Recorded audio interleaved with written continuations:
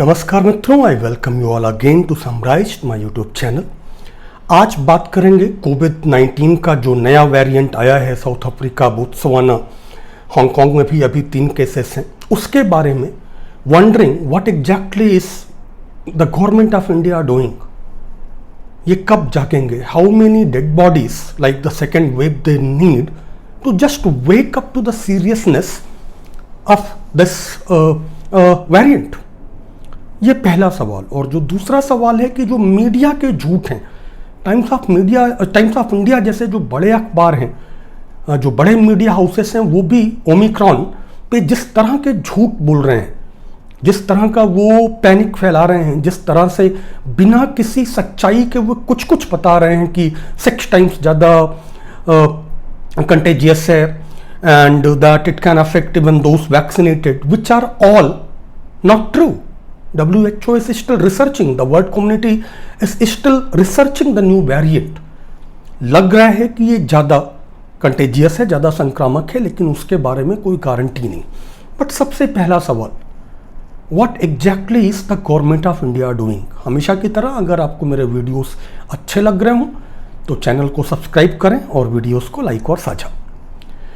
ये वेरिएंट मिलते ही कोविड में या किसी तरह की जो पैंडेमिक होती हैं उनमें जब कोई नया म्यूटेंट मिलता है और वायरस लगातार बदलते रहते हैं, वो अपने आप को इवॉल्व आप कहना चाहें तो कह लें, इवोल्यूशन उनका चलता रहता है. बेसिकली उनका जो फॉर्मेशन है, जो प्रोटीन स्पाइक्स हैं वो बदलती हैं. उसमें जब कोई नया वेरिएंट मिलता है तो पहला जो WHO उसको नाम देती है वो है वेरिएंट ऑफ इंटरेस्ट. वो पॉजिटिव वाला इंटरेस्ट नहीं है, नेगेटिव वाला ही सही, लेकिन WHO उसको पहला नाम ये देती है.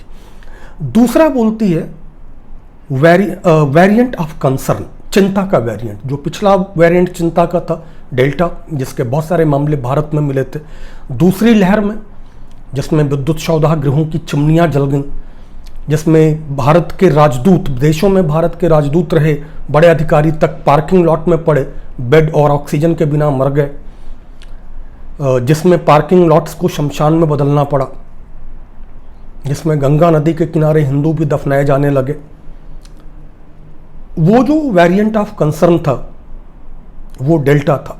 और अभी जो मिला है ओमिक्रॉन की एक और ख़ास बात है कि आप में से बहुत लोगों को लग रहा होगा कि ये वेरिएंट्स के अलग अलग नाम रखे कैसे जाते हैं. तो जनरली ग्रीक अक्षरों पे रखे जाते हैं वेरिएंट्स के नाम. इस बार 2 को छोड़ दिया. एक का नाम डेल्टा के बाद जी वहाँ पे आता है, तो जिनपिंग से एक संभावना बन रही थी कि नाम मिलने का, तो WHO ने वो छोड़ दिया. और एक न्यू अल्फ़ाबेट है वहाँ पे, उसको भी छोड़ दिया क्योंकि उससे नए की धुन आ रही थी तो कन्फ्यूजन हो सकता था.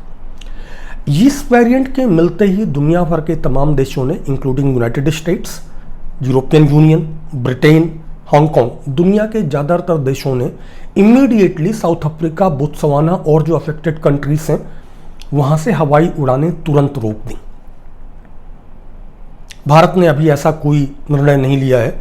बोला है कि 14 कंट्रीज हैं जहाँ पे वो रिस्ट्रिक्टेड एक उड़ानें चलाएगी.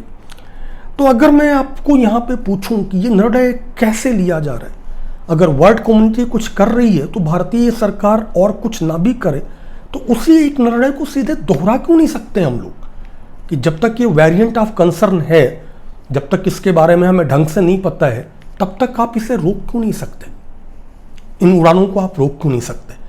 एंड सपोज कि ठीक है, मतलब आप उड़ान नहीं रोकना चाहते हैं तो आप इतना तो कर सकते हैं कि जो भी यात्री आ रहे हैं, जो भी इंटरनेशनल पैसेंजर्स इंडिया में आ रहे हैं, स्पेशली जो अफेक्टेड कंट्रीज हैं, जो 14 कंट्रीज हैं, साउथ अफ्रीकन जो हिस्सा है, साउथ अफ्रीका का जो सदर्न हिस्सा है, उसमें साउथ अफ्रीका, बोत्सवाना जैसे जो देश हैं या हांगकांग जैसे जो देश हैं, आप उनके सभी यात्रियों को मैंडेटरी 2 वीक्स मिनिमम क्वारंटाइन क्यों नहीं कर सकते. और नहीं कर रहे हैं तो क्या हो रहा है, अभी कम से कम 2 केसेस हमें मिले हैं. साउथ अफ्रीका से एक यात्री आया जो दिल्ली में उतरा, दिल्ली में उसने टेस्ट करवाया RT-PCR और अपनी फ्लाइट पकड़ के मुंबई चला गया. दिल्ली में उसका टेस्ट पॉजिटिव निकला, that he is Covid affected. अब जीनोम सीक्वेंसिंग होगी नहीं होगी पता नहीं, लेकिन वो प्लेन में जिन यात्रियों के बगल बैठा था उनकी क्या गलती थी? अगर उनको इन्फेक्शन होता है तो कौन जिम्मेदार? मुंबई में उतरने के बाद ही travel to his home by a taxi. अब जो टैक्सी वाला है और जो लोगों के संपर्क में वो आया होगा चेकआउट करते हुए, इमिग्रेशन क्लियर करते हुए, बहुत सारी चीजें करते हुए, who is responsible if he infects 10 मोर, 15 मोर, 100 मोर? एक केस कर्नाटका में भी मिला है, बेंगलुरु में भी कहीं से आते हुए, दुबई से पैसेंजर था या कहीं से। कर्नाटका के हेल्थ मिनिस्टर ने आज अपील की है यूनियन गवर्नमेंट से। बीजेपी की सरकार, मैं आपको फिर से याद दिला दूं, बीजेपी की ही सरकार है। उन्होंने अपील की है यूनियन गवर्नमेंट से कि इंटरनेशनल पैसेंजर्स को कम से कम अब क्वारंटाइन करिए, ये उड़ानें रोकिए। इस सरकार के कानों पे जू नहीं रेंग रही।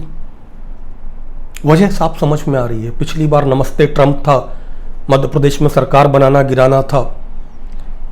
इस बार उत्तर प्रदेश चुनाव है और हमारे देश में प्रधानमंत्री ऐसा है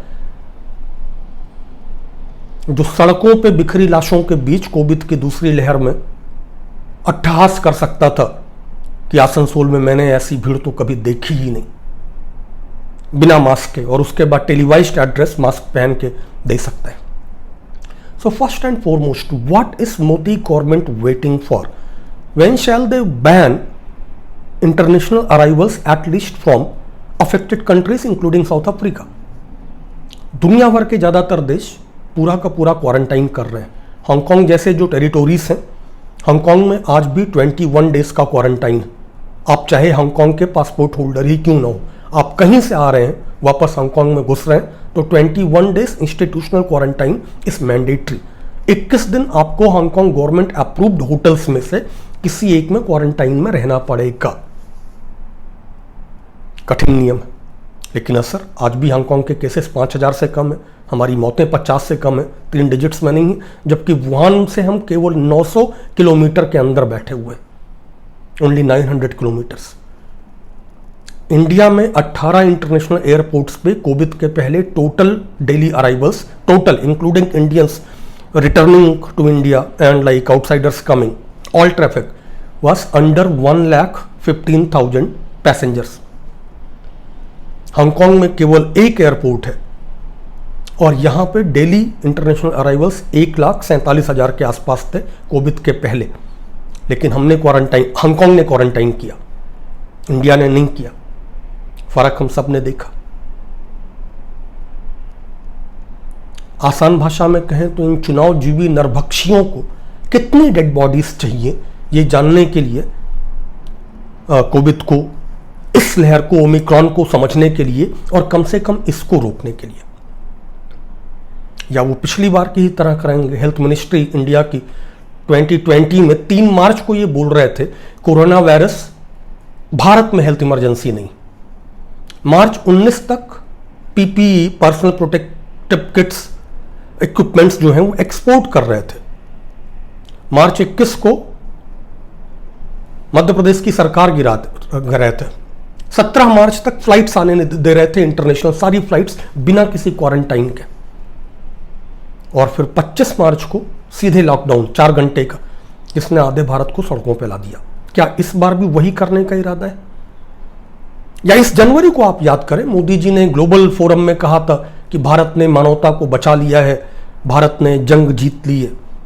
ज्यादा दिन नहीं बीते थे उसके बाद मार्च में हेल्थ मिनिस्टर ने इनके कहा था कि पैंडेमिक भारत में अपने एंड गेम में पहुंच गया है, जबकि भारत में पैंडेमिक कोविड बढ़ रहा था, लगातार बढ़ रहा था और तेजी से बढ़ रहा था।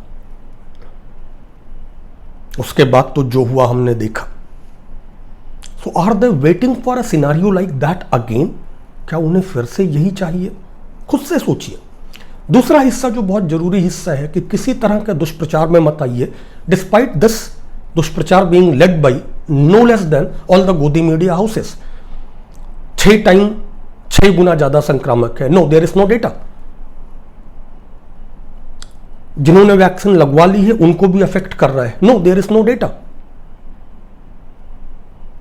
WHO कह रहा है कि बहुत कंसर्न है, लेकिन अभी उसके पास कोई डेटा नहीं है, वो स्टडी कर रहे हैं। पहले से ज्यादा खतरनाक है? No, there is no data. दक्षिण अफ्रीका में केस बढ़े हैं लेकिन डेथ्स नहीं बढ़ी। तो कृपया इस तरह की झूठ और गलत बयानियों में ना आए।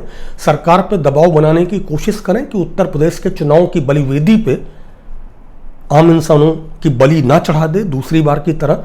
अभी इनका एक अजीब स्टैंडर्ड पॉलिसी, हांगकांग जैसे तमाम जो टेरिटोरीज हैं, यूके या ये सारे जो देश हैं, ये सब क्वारंटाइन करते हैं इनकमिंग पैसेंजर्स को और 100% RT-PCR करते हैं।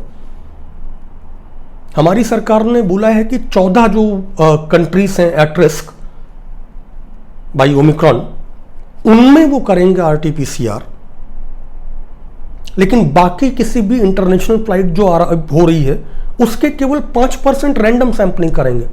5% रैंडम सैंपलिंग। और आपको ये पता कैसे होगा कि जो फ्लाइट, मान लीजिए दुबई से आ रही फ्लाइट, लेकिन उस फ्लाइट में कोई साउथ अफ्रीका से भी आ रहा हो सकता है, या साउथ अफ्रीका से किसी ने दुबई में ट्रांजिट भी किया हो सकता है। What exactly is this government thinking, rather what really is this government doping on? So कृपया मांग करिए, कर्नाटका का जो हेल्थ मिनिस्टर है वो भाजपा का ही है, जब वो कह रहा है कि उड़ानों पे, अंतर्राष्ट्रीय उड़ानों पे या प्रतिबंध लगाइए, और अगर आप प्रतिबंध नहीं लगाना चाहते हैं, मैंडेटरी 14 डेज क्वारंटाइन करिए और मैंडेटरी RT-PCR 100% करिए। इतना कोई वो पेनफुल प्रोसेस नहीं है, बस गले से निकाल लेना है, कुछ पिंच भी तो नहीं हो रहा। और नहीं, आपको मैन ईटर ही होना है, नरभक्षी ही होना है चुनाव जीवी होने के लिए, तो कोई बात ही नहीं।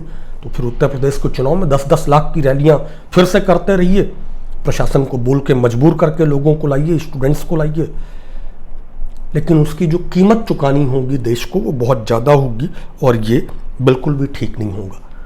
सो अभी भी समय है, एक्सपर्ट्स की सुनिए, समय रहते चेत जाइए, और प्लीज़ बंद करिए ये एडहॉकिज्म। खैर, अगर ये वीडियोस अच्छे लग रहे हो तो चैनल को सब्सक्राइब जरूर करें, फॉलो करें, और अपने मित्रों से साझा करें इन वीडियोस को। सी यू ऑल, बाय बाय।